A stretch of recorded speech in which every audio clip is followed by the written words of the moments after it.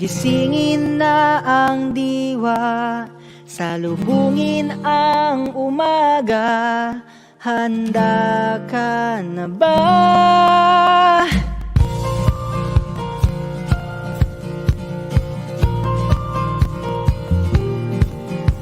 Masdan mo ang daluyong, umaagos ang pagtulong sa kapwa.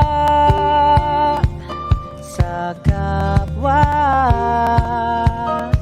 may sinag sa iyong puso na hindi na maitatago. Ang silong mo'y lisanin na. Liwanag mo'y sisigla kung tayo'y magsasama-sama sa lupa nating naghihingalo. Tayo ang pagbabago, sabay nating suyuin. Mailap na pagkakaisa sa pagsikat ng bagong araw. Buong pusong isigaw na tayo ang pagbabago.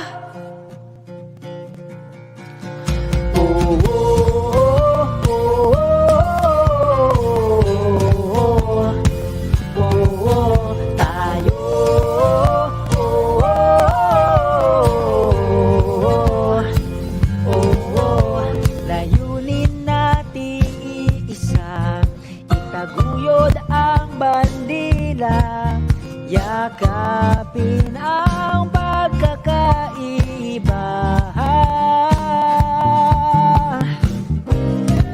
Liwanag mo'y sisigla kung tayo'y magsasama-sama sa lupa nating naghihingalo. Tayo ang pagbabago, sabay nating suyuin.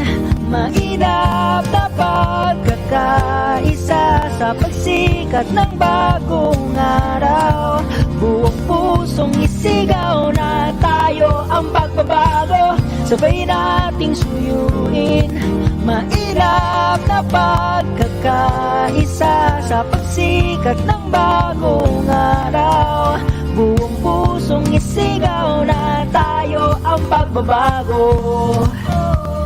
Tayo ang pagbabago.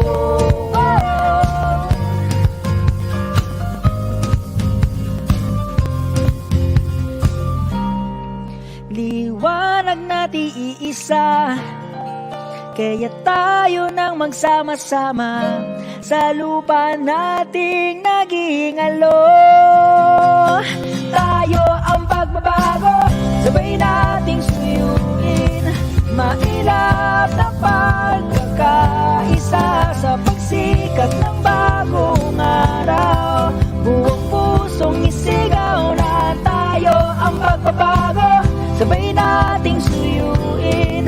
Mailap na pagkakaisa sa pagsikat ng bagong araw. Buong pusong isigaw na tayo ang pagbabago.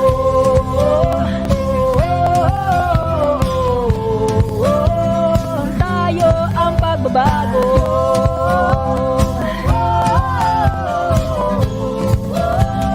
Tayo ang pagbabago.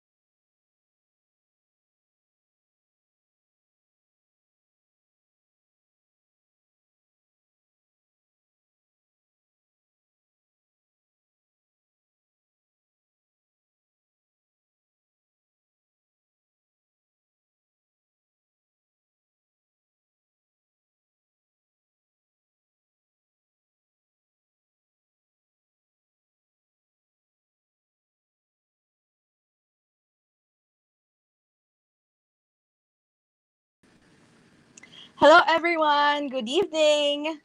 So, this is our first ever Tayo Talks online, what we call Friday Fam Nights. So, ito yung take namin on our usual Friday hangout with friends or even with family, konting kwentuhan over coffee or over dinner.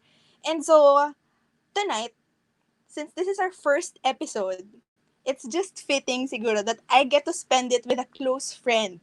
So, we started as, kumbaga, he's an alumni. I work with the office. So, I'm Trisha. I'm part of the Tayo Secretariat. And I invited him to co-host with me as we welcome our co-founder. So, siguro I'll start with my very close friend, Carl. Carl! Hi, Carl! Yay! Hi, Chris! Hi, Carl. Kamusta naman Hello! dyan sa Bulacan? Good evening. Yes. Masaya dito sa Bulacan dahil for some time nakapag-spend ako ng time with my family. I mean, ngayon, working from home pero with family and with friends at the same time. Pero nakakalungkot din isipin kasi pataas ang cases natin. So what we True. can do right now is to really stay at home. Mhm. So that's the best thing to do ngayon. Ikaw, kumusta ka dyan sa Rizal? Ito, stuck kami sa bahay. So, kahit madami kami magkakapit-bahay dito, kapit-bahay ko si Tobit Cruz. Feeling mo mga siguro nasa, wala pang 5 kilometers yung layo ko kay Tobit. Pero hindi ko siya nakikita. Nag-uusap lang kami online. So, kanya-kanyang, kumbaga kanya-kanyang pag-iingat at kanya-kanyang pagsunod sa measure na pag hindi naman kailangan lumabas, wag na Yeah, lumabas. Kahit alam mo yon, gustong-gusto ko ng tama. Tobit, magkape tayo, ganyan, kamustahan. But we have to stay at Yes, home. tama. Grabe yung pandemic, no? Parang binago niya talaga tayo sa maraming aspeto ng buhay, no? True. Imagine, even yung mga trabaho natin na nasa Metro Manila dati, nakuha niya tayong pauwiin sa kanya-kanya nating mga probinsya. At True. 'di ba? To think nga, di ba? To think na yung tayo talks natin online na. Dati tayo yung pumupunta sa schools, pumupunta kami dyan sa Bulacan sa inyo to do our own Mismo. talks. Di ba? Nakaka-miss. Ay nako, pagkatapos ng lahat ng 'to, may paano ka, may pa to. True. So, since, alam mo, we just started the search, diba? Tayo 18. But there are a lot of people who are asking, ano ba yung tayo? Mhm. So, nung iniisip namin on what our first episode should be, kumbaga, what's the perfect start? Tapos parang natatandaan ko, sa tuwing may tayo talks, ang Mm. lagi nating hugot, bakit ba may tayo? O, di ba? Parang hindi lang Tama. siya fitting. Alam mo Hindi lang that's siya fitting na hugot. oo, tama. Alam mo sa Hugot na panahon ngayon, siya, di ba? lahat may label na din eh. So dapat True. may purpose lahat ng bagay. So itanong mo sa sarili mo, check yourself. Bakit nga ba make kayo? Applicable yung question sa lahat ng aspeto ng buhay. So, bakit nga ba Okay. may tayo? Bakit So, nga may akala ko tayo sa love life in lang, terms of work? Carl. Bakit tayo nagtatrabaho para sa work? Para mga ganun thing. True. So, yun. Same with us, na parang, di ba, kahit usual joke siya, usual hugot natin sa office yan, na parang, at least sa tayo, laging may tayo. We always go back to, bakit ba may tayo? And it's just, kumbaga, naisip namin, sino naman yung perfect na sumagot? Kasi parang, as much as I want to answer, pero ilang taon lang naman din ako sa opisina. So, baon ko lang din yung mga kwento ng mga naunang secretariat sa akin. So, I think the Yeah. perfect person to actually tell us kung bakit ba may tayo would be the ones who actually founded it. Wow, 18 years ago. Isipin mo yun, naka-18, parang ilang taon? Right. Grabe. Ayoko na mag-compute kasi parang ayoko naman siya patandain masyado.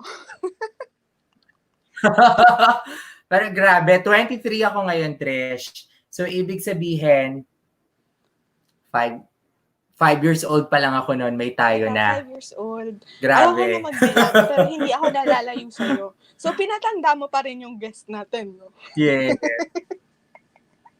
So, yan. So, siguro, hindi na natin papakakain to, no? Bilang, kanina pa natin siya inaasar sa age niya based on sa pagbibilang mo kung ilang taon ka na ngayon. The best person to actually answer, bakit ba may tayo, would be one of our co-founders and ang forever kuya and tito ng lahat ng tayo alumni. As in, forever advisor, forever panghugot, sir, pahingi naman po ng advice, pahingi naman po ng inspiration dyan, would be Senator Bam Aquino. There. Hello! Hi, Yes! Thank you, Hi, thank you. Hi, boss. Hello po. Sa lahat ng mga nanonood, whether bago sa tayo or matagal na sa tayo, magandang gabi sa inyong lahat. Good evening. Hello po, Senator Bam. Sana Hi. po hindi po namin Good evening, ginising. Senba. Magandang gabi po. I have to admit, Trish, nung kanina sabi mo, you were going to introduce a very good friend. Akala ko ako yun. Si Carl Good pala friend. yun. Akala ko, na-excite ako eh. Sabi ko, it's my chance, di ba? Hindi pala ako yun. Good friend yun naman po. Good friend naman din. Ayun. Well, tayo started when I was, i-disclose ko na, kahit ayaw ni Von na i-disclose ko na siya. We started tayo when I was 25 years old. So you can compute my age now. But 25 is not far from your age. 25 Diba? po ako ngayon. Oh! Nahiya ako. Yes. Exactly. So your age, Trisha, was when we started tayo. And back then, ako yung youth leader noon. Hindi ako yung tito, yung kuya. Ako yung youth leader. Yung ate namin noon, si Mabel Mamba, who was the chairman of the National Youth Commission at that time. I was one of the commissioners. And then yung kuya namin, si Senator Pangilinan, Senator Kiko Pangilinan, who was one of the youngest senators way back when, in 2000, was that 2003? I think 2002 or 2003. So parang gano'n, no? May kuya, may ate, and then may nagpapanggap na youth leader at that time, or 25 naman ako noon, so pa rin. And we got together because naisip namin na at that time, marami ng awards for individuals, maraming awards for yung pinakamatalino, o valedictorian, yung pinakamagaling sa isang sport, no, most valuable player. Maraming competitions for individuals. Pero yung buod ng youth movement, even until today, which is the youth organization, hindi talaga nabibigyan ng tamang pansin nung panahong yun. So nung nagkasama-sama kami, sabi namin, let's put something up na makapagbibigay ng atensyon, recognition, tamang pagupugay sa mga youth organizations sa ating bansa. And that started a journey of meeting so many people. Si Carl is with Andros Group, right? Tama, di ba? Yes, no? Yes po. Yes, sir. of course, Opo. Tayo 14. Tayo 14. Sa Bulacan, maraming mga nananalo from Bulacan, starting I think with our favorite kuya, Kuya Pepot, di ba? Hindi ko alam kung nanonood siya ngayon. But Yes. we've had provinces and schools and different areas na nag-produce ng mga pinakamagagaling na youth organization sa buong Pilipinas. So we're quite happy where tayo has gone. And sabi nga ninyo, parang nagbago na yung mundo. I have to admit, nagbago nga yung mundo. And now we're going completely online, which is such a big difference, no? Parang sanay tayo na nakikipagpalitan ng pawis at ng hininga sa isa't isa, di ba? Ngayon, hindi na pwede. Talagang hindi pwede, no? So, this is a new challenge for tayo. I really, really hope we'll be able to do a good one this year also.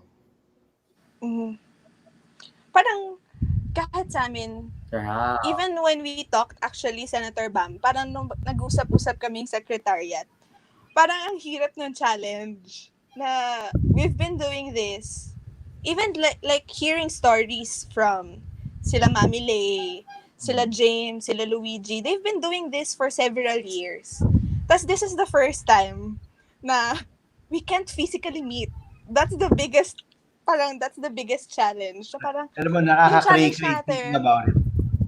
parang, yung challenge natin, hindi tayo pwedeng magkita-kita personally. Tapos parang kami, parang tayo has always been about coming together.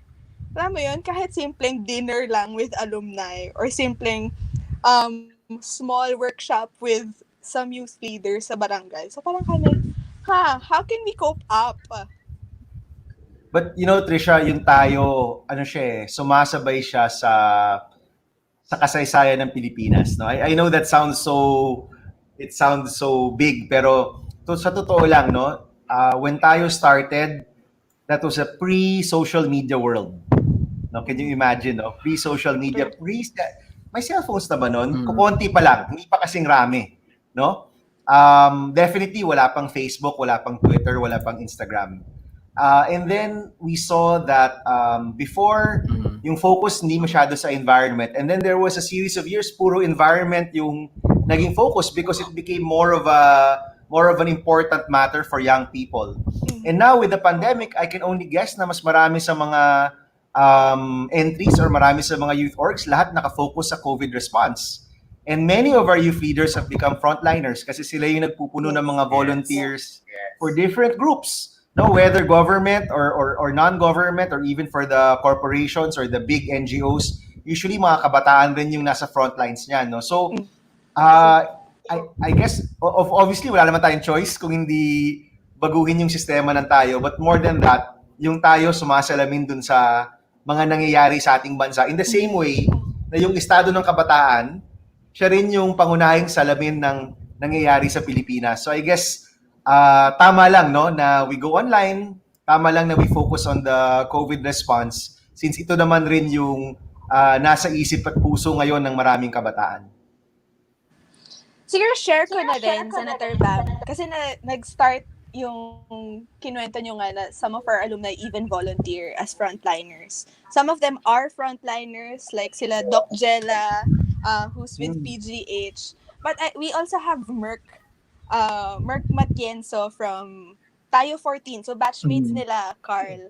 So he's actually, isa siya sa nagtatest sa lab ng results ng mga swab test. Tapos he recently posted online.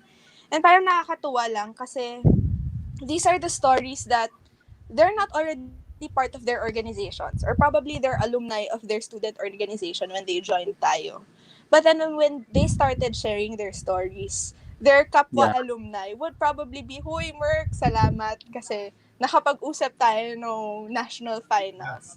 So konting usapan natin, you transferred your passion for medicine or for biology or for microbiology to me. Ngayon, I find ways. Tapos even on social media, they try to reconnect and to reshare kung ano yung mga advocacies na ginagawa nila with each other, especially now na kanya-kanya ng hustle kanya-kanya na sila ng kanya-kanya na sila ng tracks in life.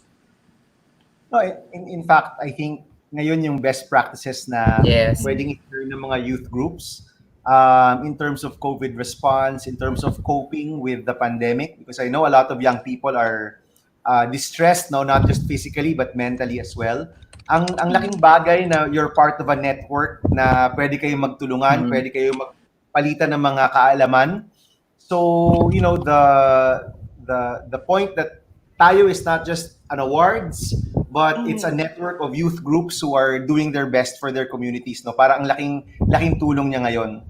Kukwento ko lang, no? I know we want to go to the questions ng mga nanonood, but kukwento ko lang. One of the groups that won in the past, si Mu Sigma Phi, no, of UP. And one of the alumni of UP, si Dr. Brian Lim, became a really good friend of mine. And he is one of the leading doctors in Cebu, no? Right now. So talagang we're trying our best to support him also. Siya, a couple of other friends in a Viber group started chatting in March about the difficulties of our doctors, our frontliners, pagdating sa masks, pagdating sa PPEs, yung sitwasyon ng maraming mga frontliners na kulang-kulang yung kanilang resources. And two of those individuals, inspired by Dr. Brian, eventually started the drive to raise money. And adapt yun ang Kaya Natin, which of course is one of the groups I'm also part of. And it ended up raising over 60 million pesos for our frontliners, no? In partnership with the Office of the Vice President. So, alam mo yon, si Brian is a proud member of that fraternity of Mu Sigma Phi, and a lot of the work that he does ginagawa rin niya through his organization. So para nagkakabit-kabit siya, no, that people we've come across in tayo, in our different circles, no, parang I'd like to think na we find ways to work together, no. Naghahanapan tayo to be able to find each other and support each other also sa mga magagandang proyekto. Carl, may tanong ka ba kay SBA? Ako na Si lang Carl magtatanong. nag-freeze na si Senator Carl. Bam. I think si Carl nag-freeze na ata siya. Carl! Yes, that's true. Nag-freeze na siya. Carl, Hindi galaw siya mo yung gumagalaw. baso. So, parang looking back, kasi we actually played a looping video earlier, Senator Bam, ng mga Yeah, I saw it. group photos natin from Tayo 1 to Tayo 17, the most recent. And kayo ni Senator Kiko, yung mga usual advisor, yung mga panggitna or sa gilid, yung usual advisor na pwesto pag class photos. Parang, can you share with us, how does it feel like, parang seeing all these youth groups come in and come out of the search that you did? Kumbaga, paano yung feeling na magkaroon ka na ng debutante na foundation or na program? Yeah, sabi ko nga, of course, yung when we were chatting, sabi mo, debutant, di ba? Or you said that, Debutante. Patricia. Sabi ko, ano na, time to vote na. 18 years old na, pwede nang bumoto, di ba? True. I guess you could say, I mean, the rite of passage na boboto ka is like saying na panahon mo na to take your role in society, di ba? Na it's your chance to take a risk, do more for society pag panahon na pwede ka nang bumoto. So I guess in the same way si tayo, we're also called to do more ngayon na 18th year na natin. Mas maraming responsibilities, mas maraming hinahanap mula sa ating lipunan, mas maraming groups na pwede magtulungan. I guess parang magandang ano na rin yan, di ba? Pag age of majority ka na, pag 18 years old ka na, mas marami na rin dapat yung expectation sa'yo. So, Yes. you know, all of the groups, and I think umabot na tayo ng more than 1,000, no, that we've come across over 18 years. Yeah. Marami sa kanila, ano pa, very active pa rin. Maybe yung mga reps, tumanda na, nagkaanak na, nagkatrabaho na, and maybe like me, playing an advisor role na lang, di ba? Hindi na masyado di na pasok sa youth na demographic. But many of the orgs are still there. At pinapagpatuloy nila yung ginagawa nila mga proyekto. And I think that's something great. No? Now, I guess, in Tayo 17, yung pinaka-mensahe ko, if you remember, Trisha, yung kailangan tayo maghanapan, di ba? We have to search for each other. Yes. We have to find each other. Those who want to do good in the Philippines, kailangan maghanapan. I guess ngayon, napakatindi ng hamon sa atin. Ang tindi ng hamon sa mga organized groups, you know, to find your voice, to do more. And ano na 18 na tayo no? Hindi tayo pwedeng tumakas, di ba? Hindi na tayo mga bata, so we really have to do more. And now, more than ever, malaki talaga yung pangangailangan ng communities natin. Carl, you're back. I'm so happy that you're back. Yes, sir. Carl, galawin mo Sulitin yung ko na. Stable yung internet ko. Naka-mute ka. Senator ata, Bam, lagi ko Carl. naalala yung speech mo noon. Yung sabi mo na, Carl. sorry. Ayan. Naka-mute ka ata. Can you hear me, guys? Ayan, Yes, Carl. Hello? Ayan. Senator Bam, lagi ko naalala speech mo about Lost Stars. Yung sinabi mo kanina na maghanapan tayo. So, isa sa mga favorite na, kasi favorite ko yung song na Lost Stars actually. So, thank you, sir. Parang lagi akong na-reassure kapag pag naririnig ko yung Lost Stars, and naging ano ko na siya every time na feeling ko mag-isa or napapolarization. So, always remind them, Lost Stars, and we need to find one another para we can provide a better life. So, Senator Bam, I have another question Yes. po. So, in this time po na ang dami ang dami ng sumisikat, etc. So, is tayo still relevant in today's age of social media followers and influencers? Well, that's a hard question to answer, no? Yan, dapat balik ko sa inyo mga kabataan, no? I think there's space, no? May espasyo. There's space for it. Siyempre ngayon, parang kailangan extra entertaining, extra funny, extra daring, extra everything ka para sumikat sa social media. But I believe that may Yeah. space pa rin for what we do and for people to appreciate yung mga ginagawa ng mga youth groups at mga youth organizations. Admittedly, kailangan mas bongga ng konti yung ating social card, mas maganda ng konti yung mga videos natin. But I think at the end of the day, yung pinakabuod ng ginagawa natin, may espasyo pa rin sa puso ng mga tao. How to make that more exciting and entertaining, iwan ko na yun sa mga kabataan natin. I'll leave that to you guys. Mas Yeah. alam niyo yan kaysa sa akin. But, I don't think naman the goal was really na sumikat yung mga groups. It was more of para ipaalam natin sa ibang mga kabataan na may mga kabataan gumagawa nito. Because when we started, back in 2000 something, I remember na yung balita sa kabataan puro negative. Puro mga nagbubulakbol, nagpapatayan, nag-aaway, nanggugulo. You turned on the news and wala gaanong good news about young people. So when we started tayo, it was to show na actually may mga kabataan, iba rin yung ginagawa. Yes, may mga kabataan gumagawa niyan, pero may mga kabataan gumagawa rin ito. So I hope that we don't get drowned out in the social media ocean, no? Sana mangibabaw pa rin tayo dahil napakaganda ng kwento ng marami sa mga youth groups. Hello to nag-hello si Philip. Kanina di ko nabasa. I forgot. Di ko nabasa yung kanina. Yeah. Hello. Si Antoinette. From And Iloilo. flashing some Mayang gabi daw from Iloilo. alumni sending their love. Thank you, Yeah, Alom. just my thoughts also, Sen Bam, na parang on Yeah. your, kumbaga on relevance of youth orgs. Kasi parang, there's always the struggle for youth orgs or kumbaga yung mga community organizers on the ground, kahit hindi siya youth orgs, that sometimes we look for the next personality to champion the kumbaga the cause. And we parang whenever we talk to some youth leaders, pag bumibisita tayo, pag tayo talks, etc., sometimes they feel like the pressure to keep up, say on content, na kailangan dapat artsy, kailangan dapat ganito yung content, ganito yung video, dapat maalam sa Facebook, how do you make ads, etc. But then by the end of the day, sometimes when we see like good content, but sometimes it falls short on impact.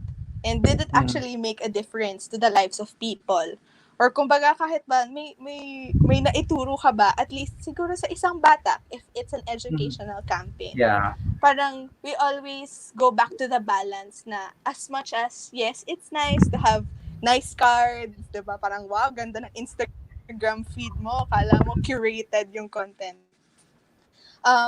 But you always go back to what is the why of your group? Is it just good content, good photos, good videos, or is it really like helping kids or helping your fellow Filipinos in areas When we na were they need? when we were starting Trisha, especially sa judging, no? I'm sure yung mga nakikinig, yung mga dumaan na rin sa judging process, we would always tell the judges, hindi ito paramihan ng numero ng natulungan. No? Hindi ito yung, ako kasi naka 1,000 kids ako, ikaw naka 30 kids lang, therefore dapat ako yung manalo. So, it wasn't about paramihan ng numbers lang. It was really about, ano ba yung, saan ba nanggaling yung kagustuhan na tumulong, ano ba yung impact ng pagtulong, may mga lives ba talaga tayong natulungan na bago. I guess in a modern time now, 18 years later, hindi na siya paramihan ng taong natulungan. It's now paramihan ba to ng likes o paramihan ba to ng views? Hindi naman to paramihan ng views o paramihan ng likes. So, even if you have, 1 million likes or you have 100 likes, it doesn't mean that one is more than the other in the eyes of tayo. Diba? Sa eyes ng search, it's still going to be the why, it's still going to be the how, and ano yung naging impact mo sa buhay ng mga gusto mong tulungan. No? So, I think that has not changed. Hindi pa yung nagbabago through the years now. That being said, as the group the secretariat that supports our youth organizations, maganda rin na tulungan natin sila to have good content. Kasi Yes. kahit pa Yeah. paano, kumbaga, nung bata ako, I remember may mga seminar yan on public speaking, may seminar on fundraising. Mhm. Ngayon, 18 years later, kasama na rin dyan yung social media, how to handle social media as a tool to be able to Yes. do more for the people we want to help. Mhm. Actually, Mm. bilang nabanggit niyo Siguro, na, Senator Bam, just to add with spoil ko na. So, yung design ng fam night natin, more than, conversations with people, parang we want also to, kunyari, Paolo Boris designed our current poster. And kinausap ko siya, sabi ko, Paolo, baka naman pwede kang magpa-how-to. Parang basics of creating content. For 1 hour, just teach basic content. Like, paano ba yung colors, paano ba mag-mix ng vectors, ng shapes, etc. And we want it na to stream also on our Facebook page to at least reach more kids and more youth organizations on how do you make nice content. Hindi man siya yung like the perfect content out there. But at least like small scales to at least kumbaga equip them also. Carl? So, siguro kanina, can you hear me? Kinakabahan ako sa internet ko, grabe. Can you guys hear me? Okay. Siguro po in relation dun sa kanina na it's not about kung relevant pa ba tayo or hindi. At the end of the day, siguro, it's still the pursuit that matters kung bakit mo siya ginagawa. It always boils down to why. Kung parang secondary na lang if may nakakakilala ba sa akin, may nakaka-recognize ba ng mga ginagawa ko or what.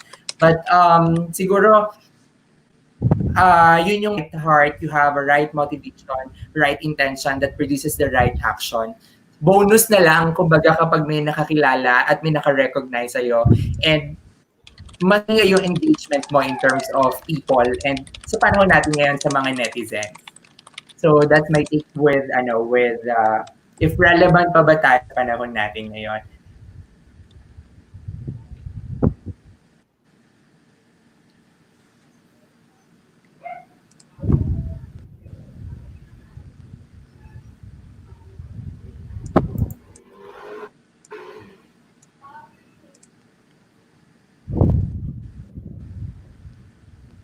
Guys, hello? Iba kasi yung time namin dito. Sorry everyone na nakikinig I'm waiting kasi may mga delays Yes. We're so sorry. Nag-praise na. Siguro ito, Senator Bam. May Yes, question ako. Totoo na to. Okay. Ito na ito. Totoo na po. Hindi na po tayo nag-iintay. Parang, how was it like also? Parang, kasi medyo biased kasi I'm part of the secretariat. But, how is it key to working with, secretariats that also believe in young people? Parang for you, when you started, especially when you started, parang kayo mismo yung nagsulat ng mechanics to criteria to the whole process kung paano iikot yung entry. Parang how was it key to working with secretariat from years back to until now? Siyempre, napakahalaga, napaka-importante yung secretariat, no? Kayo yung nagdadala, honestly, no? Kayo yung nagdadala ng lahat. And before, the Tayo Secretariat would also be comprised of NYC representatives and members from the Office of Senator Kiko. Yun yung original, no? And then, of course, when I was in the Senate, mga members naman from my office. And then, of course, at some point, the NYC pulled out, so naging secretariat and members of my office. And now, since wala na akong office, kayo na lang natitira. But, never nawala yung mga alumni, di ba? Never nawala. From the first year, second year, marami ng alumni na tumutulong. And even those who were not part of the secretariat anymore, were not part of the Office of Senator Kiko or even my office, tumutulong pa rin. Parang never nawawala yung spirit ng pagtulong sa during Tayo Week, no? But it's not easy. there's usually, ilan ba kayo, Trish? 2? 3? Yes, two. 2, di ba? Two. Running a nationwide program, di ba? It's not easy. So, malaking tulong rin talaga. And of course, our corporate sponsors, yung mga staff and heads doon, nagiging part of the family na rin. So, Rolly, of course, lagi nakabantay naman sa atin. Never nawawala yung spirit and tulong ng secretariat, no? Through the years, ang rami ng dumaan dyan. Many of whom I know. Hindi ko na babanggitin. May nag-message dito, banggitin daw silang lahat. Hindi ko babanggitin. Hindi ko na babanggitin, pero they've always, kayo naman talaga yung nagdadala. And there's never been a tayo week na hindi excellent. Maraming nangyayari during tayo week. As you know, many things happen. Sometimes kailangan sanay tayo mag-adapt. But, the secretariat, the alumni, those who are volunteering on the tayo week, I can assure you, in all of the 17 years na dumaan, ano talaga yan, sobrang galing. And ang proof dyan is that the alumni, the secretariat, and even kami na mga founders, we still keep our friendships even after tayo week, di ba? Parang hindi nawawala yung pagkakaibigan. True. Hindi nawawala yung pagtutulungan through the years, di ba? Yeah. Parang So, sobrang natatawa ko, this year, Senator iba Bam, yung- yung sinabi mo na, tayo week, parang all tayo weeks are excellent. Tapos parang kung alam nyo lang po, ang nangyayari, backstage, when we were planning, every tayo week, laging may issue. Parang may times yan, may rally. So, hindi kami makapasok ng Senado. May times na biglang ang daming media persons, hindi makapasok yung guests. So, parang kami, paano tayo magkukup? So, parang, wow, nakakataba naman po ng puso sa lahat po na naging secretariat. And I don't think I've missed a tayo, maybe I missed one. Maybe, in the 17 years, maybe I missed one. Pero I don't think I've missed, or I haven't missed an awarding. I missed one judging. Yes. There was one Yes judging po. di ako nakapunta. No? I think it was probably Yes. the campaign. But Opo, other campaign. than that, parang lahat ng awarding napuntahan ko. And alam mo yon, there are times in our country, I'm sure yung mga nakikinig sa atin, they probably feel the same way. There are times in our country talagang nakakadismaya. Nakakagalit, talagang gusto mo ng, di ba? Talagang, you really feel like you want to give up, or you really feel na, overwhelmed ka na, di ba? But, knowing the tayo organizations, being there at tayo week, mahalaga siya. And a lot of the representatives di nila alam yung impact nila sa mga nanonood ng tayo week, sa mga judges, sa mga youth organizations. Di nila alam yung impact nila. Na because they're there, many of us want to continue doing our work. And ano yan? Yun yung spirit ng tayo. Senator Bam, may mga questions na tayong pumasok. But before we Yes. before we entertain some search questions or some other questions that our viewers have, siguro pahapyawan ko lang on what's new with this current search. Yeah, So for nabanggit this na year's kanina ni Senator Bam na most probably all our entries this year would be COVID responses or quarantine responses. Right. Exactly why we turned Tayo 18 to be an exclusive search for pandemic and quarantine responses. Because as much as, alam mo yun, may mga projects naman talaga na nabuo ng September 2019 to January 2020. But this is the time, kumbaga, this is also the call of the office to help other Filipinos be inspired of what young people are doing in spite of the season, sa dami-dami nang nangyayari sa paligid natin. And so this search is exclusive to responses of youth groups, magkakabarkada man yan, to NGOs who responded for COVID-19 or even quarantine. So kunyari may mga nagkaroon ng online businesses, nagkaroon ng maliit na social enterprise sa barangay nila, etc. etc. So may first question po tayo. Wait, nasaan? Let's go here. It's from Kate Sensoro. Yan, medyo madami na po palang nagbabate. Ayan, here. So, si Keith Sensoro. So, how can we measure the impact of the project, especially for this year's search, knowing that the search is merely focused on pandemic initiatives? That's a good question. Anong sagot, Trisha? Um, so how can we measure the impact? Okay. So for this year, well, in almost every year naman, we don't have a specific set of rules on how you write your entry form. Parang we give you free way on how to tell your story. And given that's the case, at ito ngayon na nasa kumbaga it's an exclusive search for pandemic and quarantine responses. I hope you frame your projects kahit hindi man siya, kunyari namimigay ba kayo ng PPE, kahit hindi ganon. You frame it in a sense that how was it a quarantine response? If you, kunyari, for example, Mhm. Keys, I saw that you started a small business ng mga cacao beans. Siguro at the time of pandemic, we helped these cacao farmers still have a solid Market. source of income. Na Yeah. parang tinulungan namin sila na produce products, post them online since everyone is online at this current season. So that's one that you could actually write. Yes po. Siguro, Trisha, I can also add, Mhm. usually kasi ano yan eh, may period when the project should have been completed. And it's Mhm. usually a few months. So, nado-document, nakabilang. But for this year, because we're focusing on COVID responses, of course, there's an understanding na this is just in the last couple of months. So, as long Mhm. as na-document naman siya ng maayos, ilan yung natulungan, ilan yung ano mismo yung proyektong ginawa ninyo, and one of the benefits kasi of tayo is that during the search, there's always a check, no? So, most Mhm. likely, we'll talk to your barangay captain or we'll talk to the LGU or kung sino man to also get to see the scope of the project.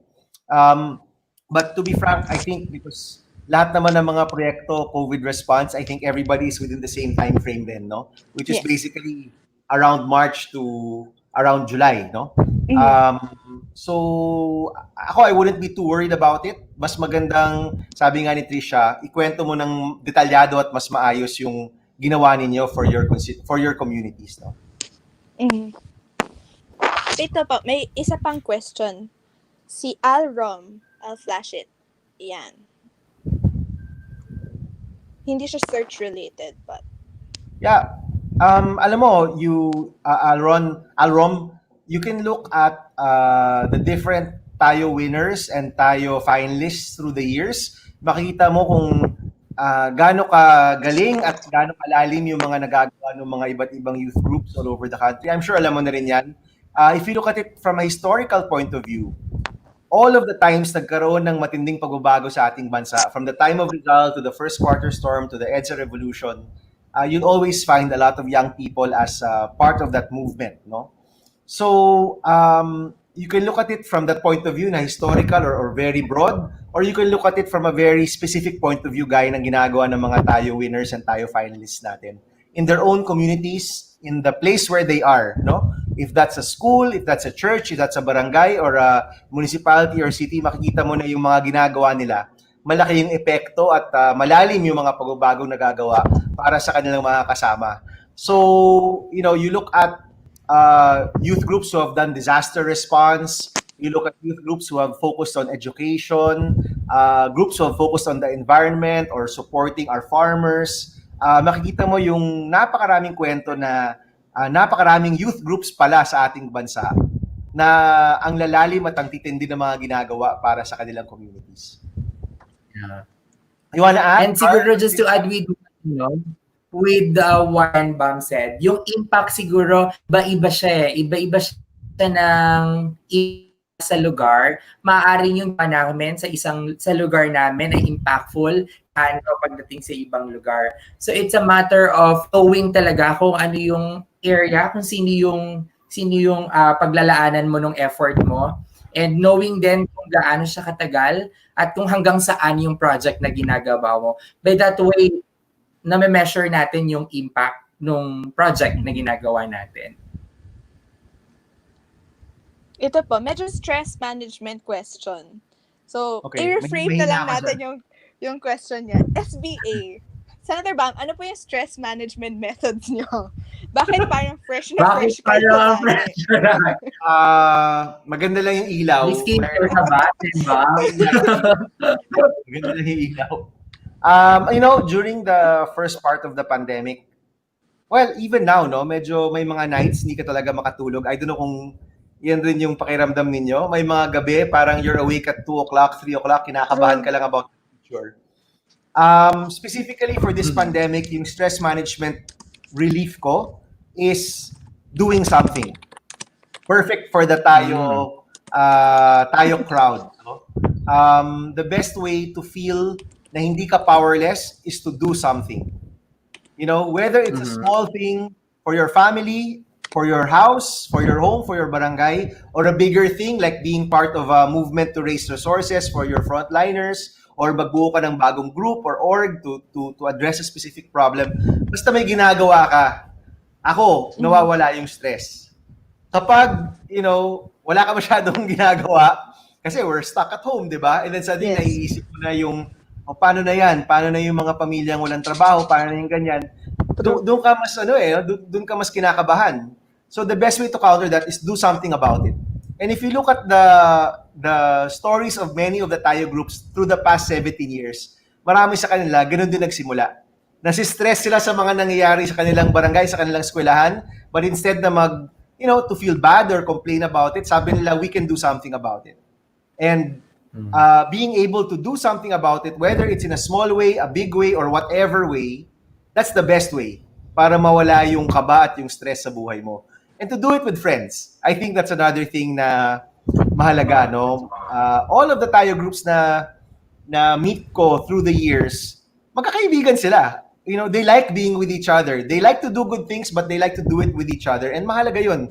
If you're able to do it with your best friends, with your best buddies, with your katropa, katribo, whatever you wanna call it, kapamilya, kapuso, kung ano pa man yan, katayo, or kung whatever, nawawala yung stress kasi you feed off each other's energy and you get to see na, it's not true na we're powerless. It's not true. A lot of young people nahanap yung boses nila during this pandemic. Maraming mga kabataan, ngayong pandemic lang sila nagsasalita about national issues. Napansin ko yan, no? So a lot of people have found their voice. And if you can find your voice, especially with your friends, then I think if you're active, mas maigi yan para matanggal yung stress sa paligid natin. Here po. One of next to the last question. There. When producing projects, what is the best way to immediately get the funds you need? Nako, alam mo, it's difficult now in a pandemic, no? It's both difficult and easy. No? Bakit? Nung first part of the pandemic, when we raised money for the frontliners, ang bilis. Ang raming Pilipino were willing to give, willing to support. Wala na gaanong, hindi ka na pinapadaan sa butas ng karayong, basta gusto nilang tumulong, tutulong sila. But it's also difficult because yung usual sources mo na companies, corporations, medyo nagtitipid rin sila. So, I think the best way to raise resources now is to be relevant, no, Dave? Kung ano yung concern ng yung community, naramdam ng tao, kung yun yung tutukuyin mo talaga na proyekto, tutukuyin mo na activity, I think you'll be able to get support. We've proven in the past couple of months na kaya pala yung konti-konti. Kasi the campaign that we did for the frontliners with Kaya Natin and OVP, walang big corporate sponsor. It was 18,000 individuals giving through Lazada, through Shopee, through different means to support our frontliners. No? So napakita natin na kaya naman palang mag-donate na paunti-unti to come up with a bigger amount. But I would go back to my first suggestion. If it's very relevant, especially kung COVID-related siya, I think it would be easier to raise money now for that. That's true. Even for us. Hearing youth organizations on how they wish to, kumbaga mag-raise ng funds, kasi some of them are asking na, Miss Trish, may gusto kaming gawin pero wala kaming mahanap na pera. So, it's true. It's both easy and difficult eh. Kasi easy, there are a lot. Parang I volunteered for a short time for Kapit Mindanao. It's an online fundraising. Madami tayong alumni. Actually, it's led by our Tayo alumni family. They planned on raising 1 million for 20 Mindanaoan communities. And the campaign was, even for 1 peso, can you just help us? Even if you just send us 1 peso. And we nearly reached 500,000 pesos. And that's, kumbaga, hindi na reach yung goal na 1 million. But 500,000 It's not isn't a small small. amount. parang, parang kahit kami, guys, hindi natin alam, parang kinapalan lang natin yung mukha natin na manghingi tayo ng piso, manghingi tayo ng dos. Parang it actually ended up resulting to a big money. And Dave, alam mo, yung mga tao ngayon, napilitan tayong lahat mag-online, di ba? Mag-Gcash, Paymaya, Coins, Just Pay to, lahat ng mga paraan para mag-transfer ng money, mas sanay na yung mga tao ngayon. So, actually, I think you can actually try to raise money through individuals. Kasi baka yung usual way na through corporations, baka mas hirap ngayon. But maybe through individuals, especially through the e-payments, baka mas feasible siya ngayon. Oh, we have Miss Ting watching over us. Hi, Miss Yes, hi Ting. Miss Ting.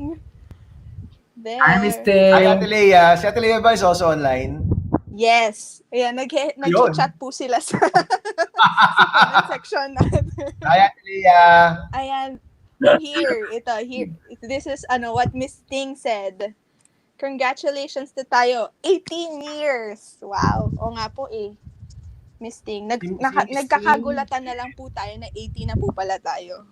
Miss Ting and Miss Cecil were 15 years of those 18 years with us. Yes. If I'm not, correct me if I'm wrong, Miss Ting. Kung tama ba yung 15 out of 18 years? Yes daw, sabi ni Miss Lay. So parang kahit mismo kala Miss Ting, every time we talk to them, may baang kwento na, ganito nga yung nangyari nung tayo 5 eh. Or tayo 7. So parang, Alam mo, I will admit, naghahalo-halo na yung mga taon sa akin. Honestly, after maybe tayo 11, with apologies to the ones in tayo 2 and 3, naghahalo-halo na yung mga taon. Hindi ko na ma-identify. Alam ko na tayo, pero hindi ko na ma-identify kung tayo 4 ba to o tayo 14. And I know sometimes na-offend yung mga yung mga mas bata na, excuse me, teens na kami, Basta mga single digits. Recent lang po kami, hindi po kami Yun nandun na sa nga, mga... diba? True. Kami damatans. Bilang nabanggit nyo na, Senator Pam, yung mga previous batches nun tayo, is there a memorable tayo experience for you? Siguro tayo 1 to tayo 5. Kung natatanda nyo pa yan. Sana tayo 1. Oh my gosh. Alam mo, I look at the photos nung tayo 1. I was so young. I was 25 years old. Grabe, as in, sobrang bata ako pa noon, no? I mean, talagang kalagitnaan ng youth leader phase of my life, di ba? I guess, si tayo kasi has meant different things to me over the years. In the early years, I was just so proud as a young Filipino na, kasi magkaka-age tayo nun eh, di ba? I mean, I wasn't that much older than the delegates. In fact, may mga delegates, may mga representatives, mas matanda pa sa akin. It just so happened I was a young commissioner of the National Youth Commission during that time. So, parang may pride ka na, ito yung mga kabataan ngayon, no? Carry naman pala, kaya naman pala, ang raming ginagawa. And then as you got older, parang you felt like you were a mentor. Siyempre, ito na yung time na medyo tayo 8, tayo 9, medyo nagbe-mentor level ka na, umabot kayo ng mga 30 years old. And then in the Senate, iba na rin siya. It was different because in the Senate, you felt that ito yung hope ng Pilipinas. No, syempre mas malawak na rin yung pagtingin mo and you sort of said to yourself, kung merong ganito, kung merong mga kabataan ganito sa ating bayan, paano tayo madadapa? 'Di ba? We have hope for our country. And I will admit many years in the Senate were very difficult and it was the tayo years that really helped you stand up, tumayo, no, and really move forward. So, iba-iba siya through the years. Hindi ko alam kung ngayon na I'm back to the private citizen life, hindi ko alam kung mag-iiba na naman yung paningin ko sa tayo. But, 18 years is not a short time. So, tama lang siguro na sumasabay rin siya sa buhay mo, di ba? I just remember na in the early years of tayo, sobrang simple lang. Everything was so simple. Simple lang yung search, simple lang yung judging, simple lang yung awarding, and then pabongga na siya through the years. At ngayon, para na siyang extravaganza thanks to Sir Percy, di ba? So, naging extravaganza na rin siya. And to be fair, gumaganda rin siya through the years. Hi, Miss Cecil. Nakita ko yung note dito. Miss Cecil is watching. Miss Cecil. Tapos, Senator Bam, since yan, nagkaroon ka na throwback and kumbaga, few notes on the current situation of tayo na it's just fitting that we adjust to the times. Yes. Parang, looking at the future naman, Senator Bam, parang, kumbaga parang debutante talaga, no? Parang what's your wish for the search or for the foundation? So parang debutant lang yung message to the debutant. Mag-18 roses pa talaga tayo para kay tayo, di ba? 18 roses. Mas gusto ko yung metaphor na time to vote na eh. It's the when you reach 18, you can vote, di ba? Ibig sabihin nun, mas mataas na yung expectation sa'yo ng bansa dahil pwede ka nang bumoto. So I think this is the year that, especially on a most difficult year, one of the most difficult years we've had, honestly, in siguro since the 80s, no? Since the 80s. One of the most difficult years we've had since the 80s. For me, personally, no? That's how I feel. Panahon na talaga na ipakita natin yung kakayanan ng tayo. No? That we're here to help, we're here to really inspire, and kahit ano pa mangyari sa mundo, nandito tayo para tumulong at para ipakita yung kakayanan ng kabataan. So, that's my wish for tayo 18. This is our year. This is the year. Wait, ang fitting lang kasi I'll flash Miss Cecil's comment. Ayan. Hi, Bam. You are now at the age I was when we first partnered with tayo. Parang grabe naman close no loop. That's really nice. Akala ko, Miss Cecil, 27 ka pa lang noon. Hi, Miss Cecil. It's parang nakakatuwa lang rin as someone who just came into the search. Kami ni Carl, parang hindi na, we were not part of the foundation ever since the beginning. We just get to hear stories from previous secretariat, from previous alumni, from even you and our co-founders, Miss Cecil, even Miss Ting, every time na may, parang mini reunion lagi pag tayo week. And it's just nice hearing na you were 25 when you started the foundation with Senator Kiko and Miss Mabel and NYC. We are at that age now. Parang pressure tuloy, gawa tayo foundation para. And then, Miss Cecil. Oo nga, actually. Miss Cecil noting that she was at your age when she first started, and yet nandito pa rin sila. They're still supporting young people. It's an inspiration that it doesn't you don't have to be a young person to actually believe in young people.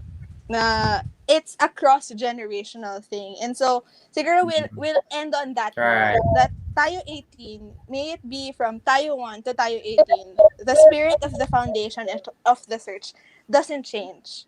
That we're still looking for the most simple, innovative, yet impactful stories of young people helping others.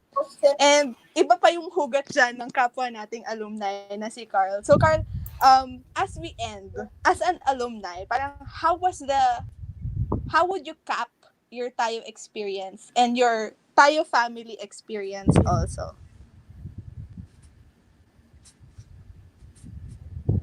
Carl, galawin mo ang baso. Hello? Yan. Ayan. So, ayan. Kinakabahan talaga ako sa connection. Okay.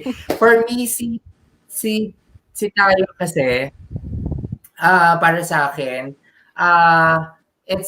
yun nga, reassurance sa akin na hindi ako nag-iisa and marami akong kasama in terms of nation building, in terms of paggawa ng mga projects. So, iba yung feeling sa akin kapag nakaka-attend ako palagi ng Tayo Week.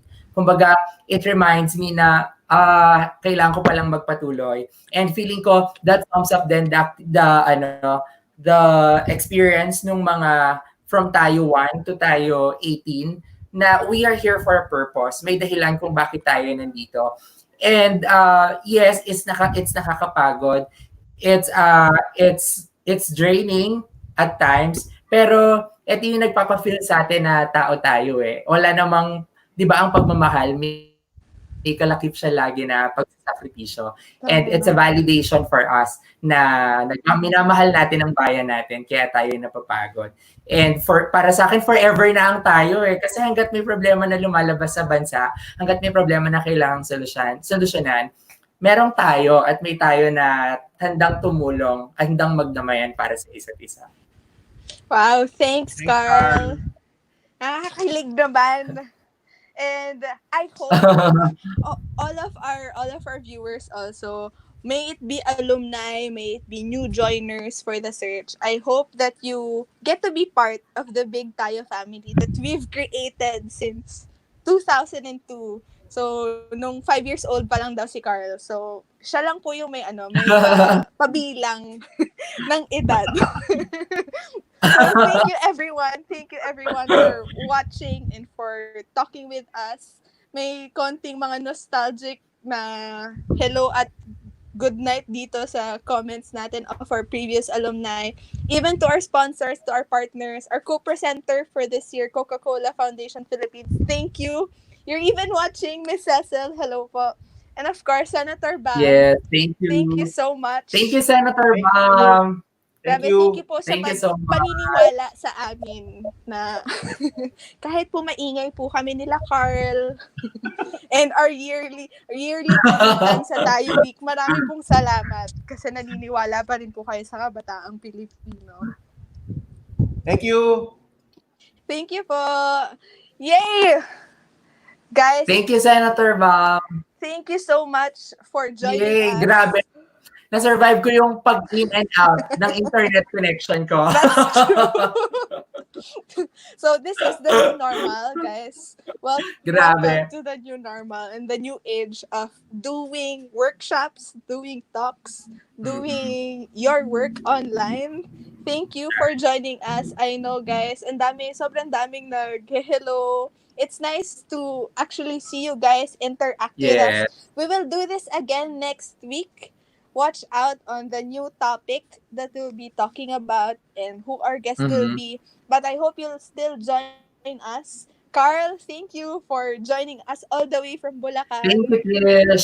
Alam niyo ba si Carl? Thank you. And hello to araw. Sorry for the internet connection. Alam niyo, sponsor natin. Malakas na naman po na internet connection. Hello, Smart. Baka naman. Thank you, Smart, for the reliable internet connection. For me. Salamat po, Rizal. And so, that's Thank it, you also everyone. sa mga alumni groups and alumni family natin na nag-tune in sa atin. No? Grabe, nakakatuwa kasi laging nag-update yung feed natin ng hello po. Tapos minsan sila, nag-uusap-usap sila sa comments, which is nakakakilig rin naman siyang, nakakakilig po makita na kakamustahan po kayo sa ating feed. Thank you guys for watching. We'll be back next week for another episode. We'll post who our guest will be and what our topic will be. Hopefully, you get to interact with us again. So, just pin it. We'll always be here on a Friday night at 8 p.m. So, thank you everyone. That is Tayo Talks Friday Fam Night. Thank you. Bye.